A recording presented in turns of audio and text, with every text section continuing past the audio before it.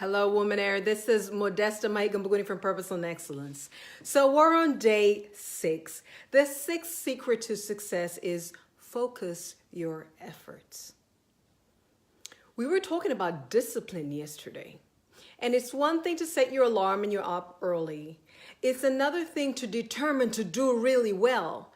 But when you have a lot of things that you have to do, when you are scattered in your efforts, you find that you get so exhausted trying to be out there, to be your best, to get the best that you can, but you are just so pulled on every side. You are stretched thin.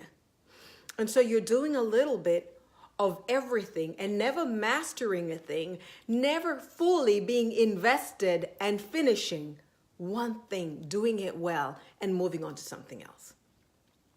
And so what was our first secret to success as a Womanaire? You want to hit the ground running in 2019 and you're thinking, what does it take for this year to be different from others? Number 1 is know your why. Why do you want to make this year any different from another? Number 2, remember your patterns. There's some things you've been doing over and over again that haven't served you well and you don't want to continue doing those in 2019. Be conscious of them. Number 3, make up your mind. Make up your mind that this is it. No more excuses, no more reason. I was actually talking to somebody right now and they, a couple, they have so much going for them and they're just saying we have these patterns. There are these things that we keep doing. And truly, I think if we just made up our minds, this could be the year that changes not just our lives and our business, but truly the legacy we want to leave for our children. Number 4, amp up your knowledge. You don't have to go back to school for everything. You don't have to invest money in everything, but you certainly do have access to a whole lot more than maybe as a Womanaire you're accessing. And so YouTube, shadow someone, get a mentor, get a coach, subscribe to a service, learn as you go so that the years you've spent in transition, the years you've been out of the game, whatever it is that made you lose your confidence, you can make up for it for things that you're learning now. So 2019, make continuous learning part of your lifestyle.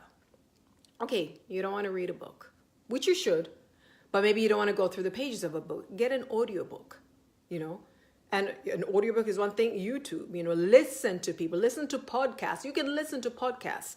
There is so much that we can learn in all kinds of areas. Number 5, crucify your flesh. Whatever reason, good or otherwise, that keeps holding you back, whether it's people said, I'm not up to it yet. It's not what people said. It's what God has put in you. Or the circumstances of my life just do not allow me to be investing in myself. You know what? Life will happen. It will never stop happening. If you're, in a relationship, you're married, that's it.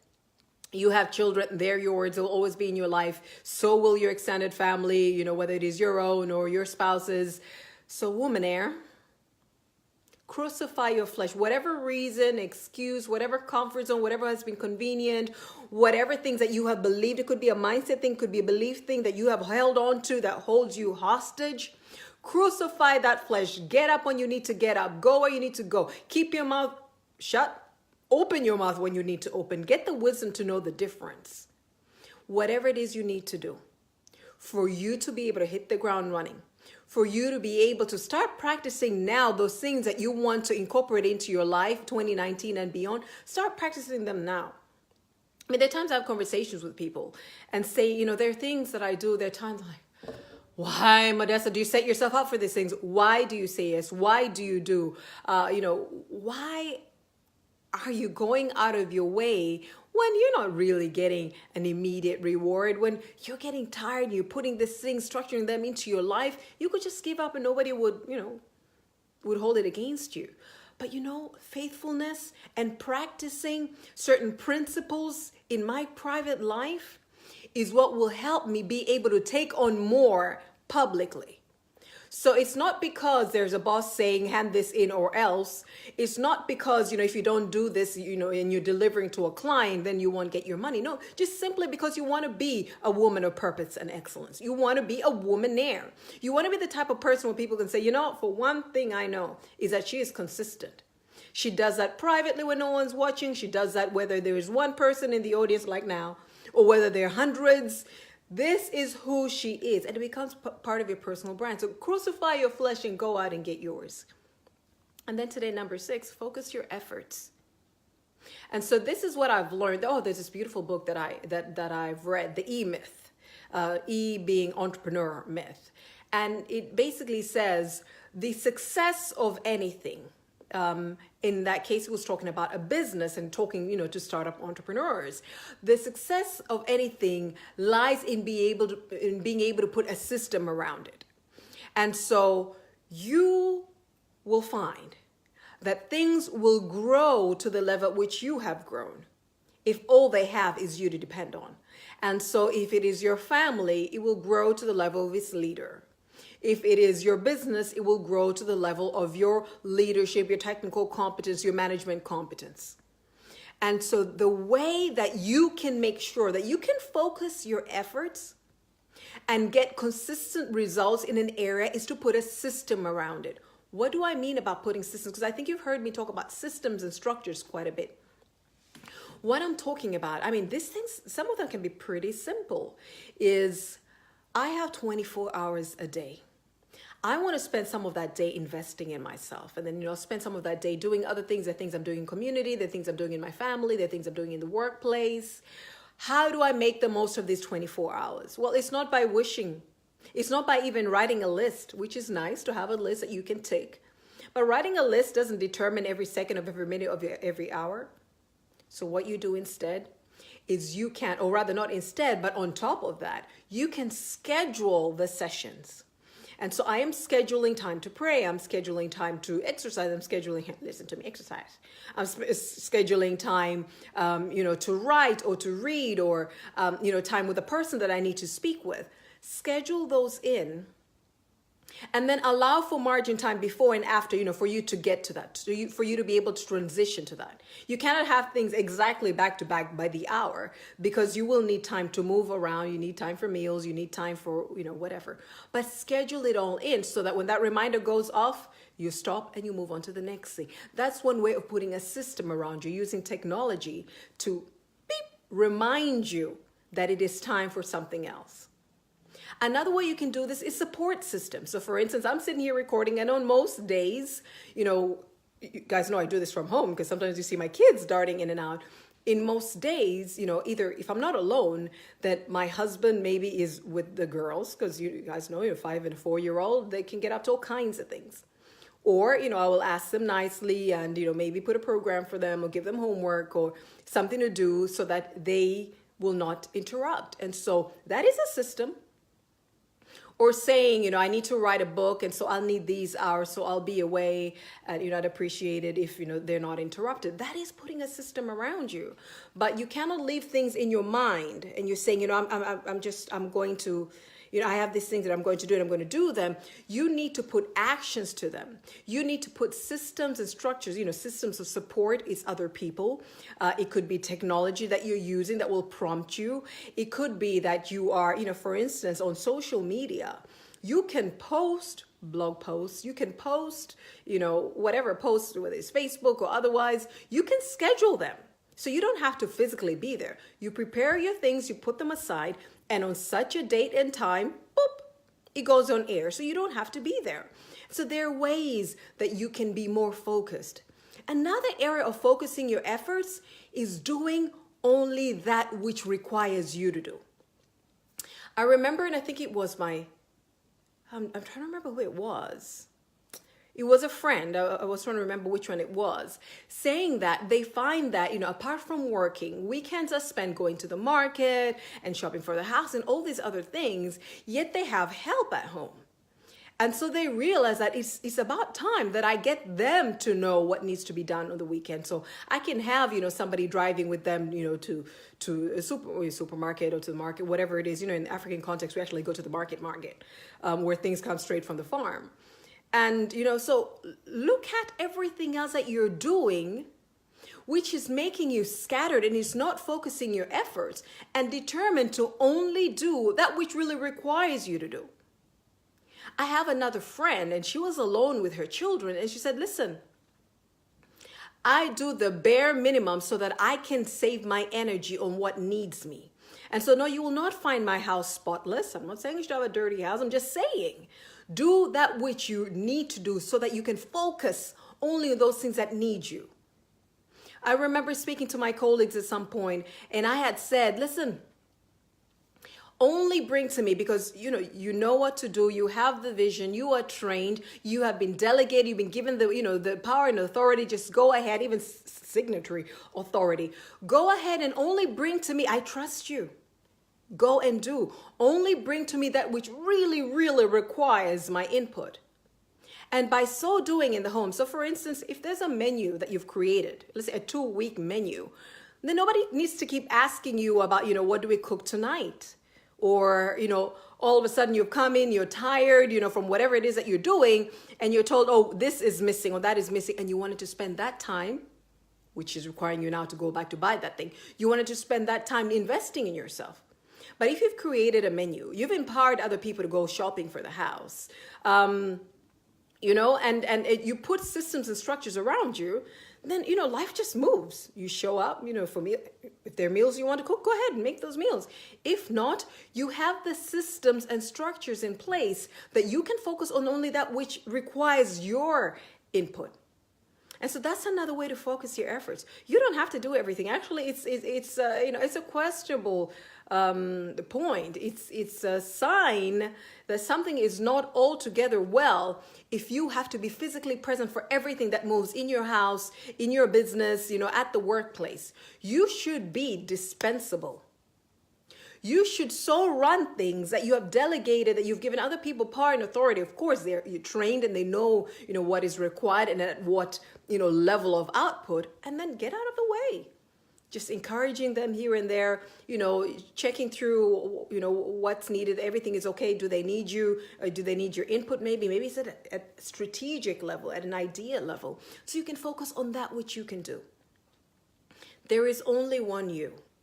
And so whether I'm focusing on mopping, which I do, or I'm focusing on cooking, which I do, and, the kids and the homework, and, at work, I am going to see the clients, and I am executing on that work, and I am doing the accounting, well, my energy can only be spent on so much. And so if, for instance, what I would rather do or what would serve the business better would be me thinking of, strategically, where are we going, creating programs, partnering and fostering those relations that will get us there. Well, my energy just got spent, me creating our database or me going through CVs or whatever it is. So focus your efforts, Womanaire, at home, at work, in the community. Build in systems and structures that will make sure that life can continue running, even if you're not physically present doing that thing all the time. And you can spend time thinking, you can spend time, polishing things up, you can spend time strategizing on what you need to do to be the best that you can do when you get back into the world of work, when you get back into business, or even if you're doing that now. Focus your efforts so that there is a greater output for every hour you put in. You can see great returns. I remember, it could almost be a decade ago, as I close, that I went to print cards, business cards somewhere. And the gentleman, I think I asked the gentleman for his cards, or we had some conversation about business cards, and he said, I give out my business cards sparingly.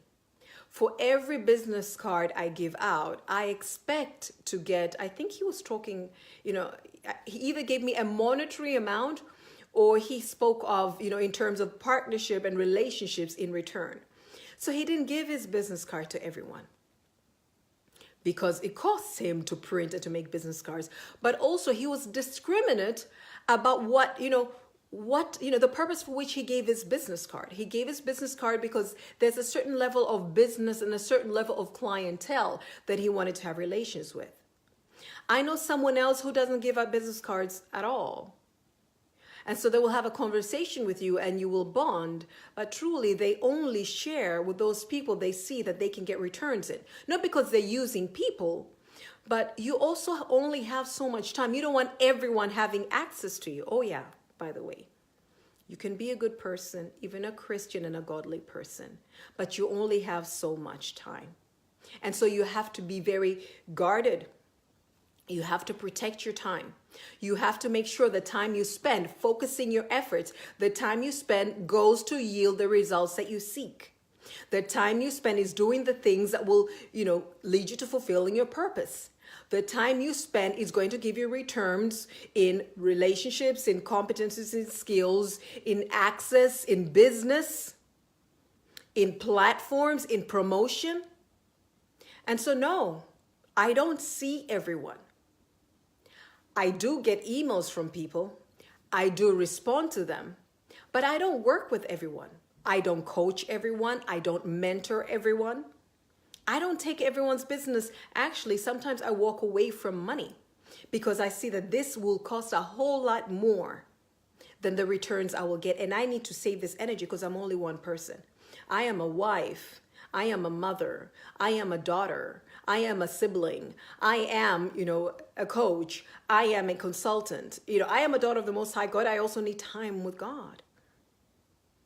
And I only have 24 hours like everybody else. And so I don't need to be everywhere all the time. I can set up systems to do that. I can empower other people to do that so that I can focus my efforts. Even if I wake up early, I don't want to waste my time. Even if there are many things that seem to be opportunities, I want to be focused.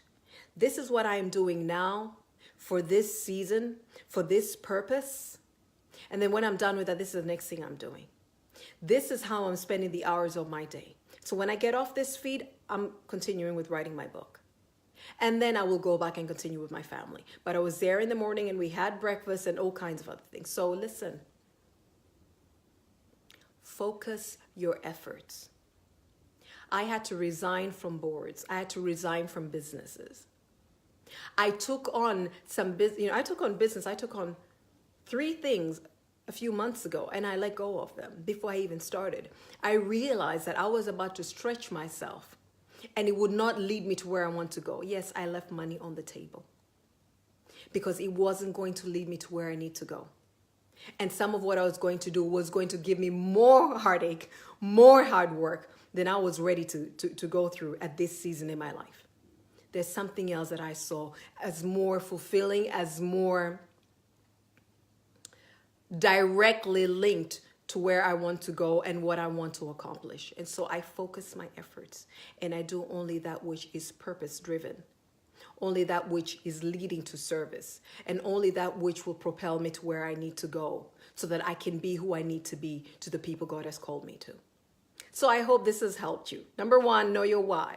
Number 2, remember your patterns. Number 3, make up your mind. Number 4, amp up your knowledge. Number 5, crucify your flesh. And number 6, focus your efforts so that you can get the returns that you want. It's not that I have a side business and then I'm working and then I'm serving in the community or I'm serving at church and then I'm also a wife and I have to make all the meals at home myself and my kids, I do their hair and I make sure they go to the Superwoman. Props to you. But where do you come in? And how effective are you being at all that you have taken on? Take an inventory. Do an audit of your life. Do an audit of the hours that you spend. Look at your life in a week and say what can be trimmed down, what can be delegated, what can have a system and structure put in so that I am allowed, so that I have the time, so that I have the liberty to just do that which really requires me. Something that I can focus my efforts to. I hope this has helped and you're enjoying these sessions and it's kind of, making you think as well. This is how we're going to excel in 2019. So if you're interested in doing Womanaire, please go to the registration link. Register. We're starting Saturday, 5th January, hitting the ground running. Have an amazing, amazing day. It's Boxing Day, I know. Enjoy.